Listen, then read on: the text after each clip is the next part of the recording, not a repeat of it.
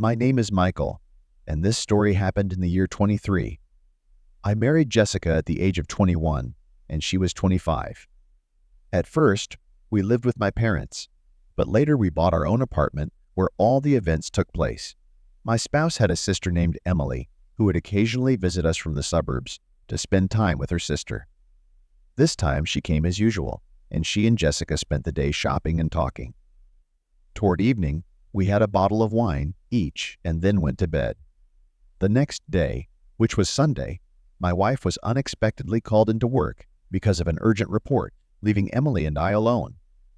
Emily, who was 19 years old at the time, was taking a break from her university studies.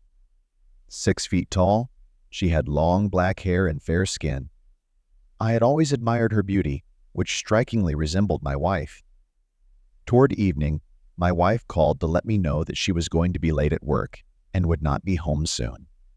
I went to the store with the intention of buying a beer, but to my surprise, I unexpectedly met an old acquaintance.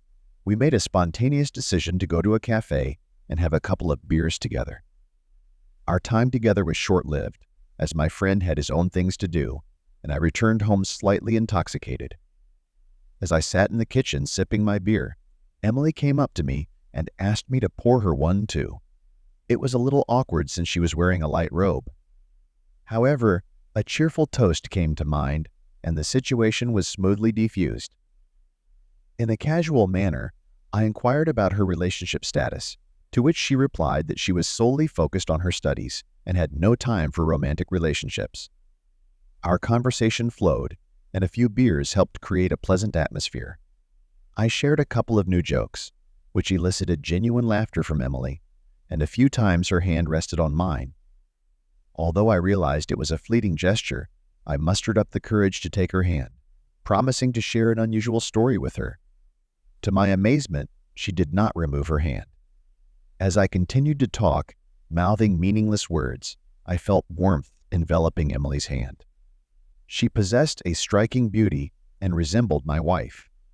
I took the bold step of kissing her, fully expecting to be reprimanded. However, Emily surprised me by saying, "Wait, not here," and grabbing me firmly by my shirt, led me away. Once in the room, we adjusted the volume of the TV, and that's where it all unfolded. I had to admit that I had never seen such an exciting program on TV before.